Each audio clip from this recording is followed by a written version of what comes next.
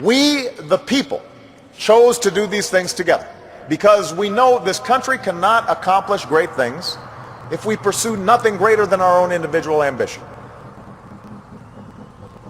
Unfortunately, you've grown up hearing voices that incessantly warn of government as nothing more than some separate, sinister entity that's at the root of all our problems. Some of these same voices also do their best to gum up the works. They'll warn that tyranny is always lurking just around the corner. You should reject these voices, because what they suggest is that our brave and creative and unique experiment in self-rule is somehow just a sham with which we can't be trusted. We have never been a people who place all of our faith in government to solve our problems. Welcome, my son.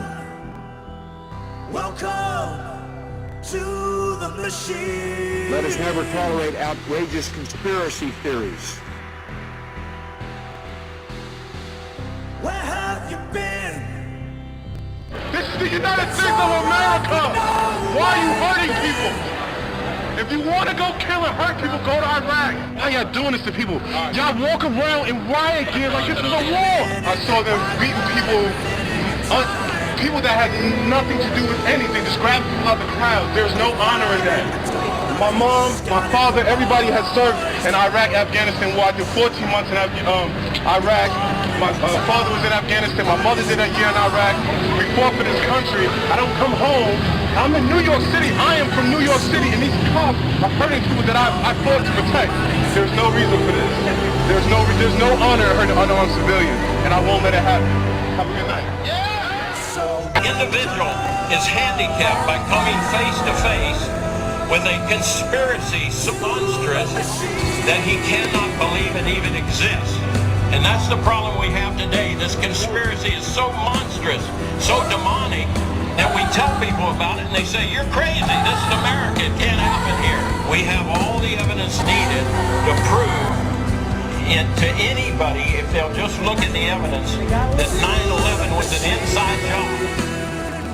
Now, martial law can be declared not just for insurrection, but also for natural disasters, public health reasons, terrorist attacks or incidents, or for the vague reason called other conditions.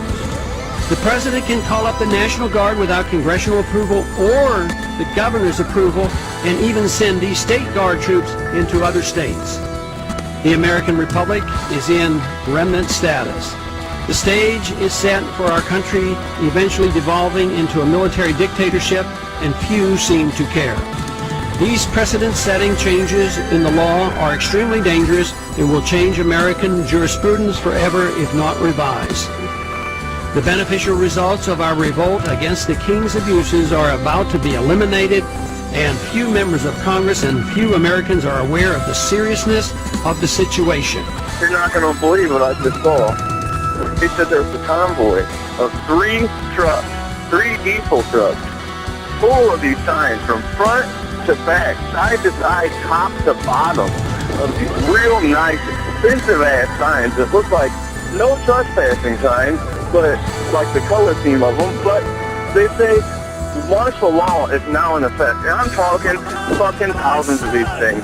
Going to 3 local Army bases. One's right across the highway from where I stay. If you look at what the Department of Homeland Security has been purchasing over the last year, it comes out to like 1.6 billion rounds of ammunition, more than 7,000 fully automatic assault weapons, 2,700 MRAP type vehicles, and now drones. Those are instruments of war. Department of Homeland Security's, who are they going to fight a war against? Now let's roll some of those incredible cardboard cutouts, again, that they say are going to be used by law enforcement who need to get over their hesitation factor for enemies they may encounter, quote, for the first time. And the obvious question is, why is there such a demand for these items, which again show nothing other than old ladies? There's a child with a gun, maybe 6 or 7 years old. There's a pregnant woman photographed in a nursery who's the target. Now, why is the officer there with the drawn gun in the nursery in the first place? Does he have a warrant? Has there been due process? Why does he consider this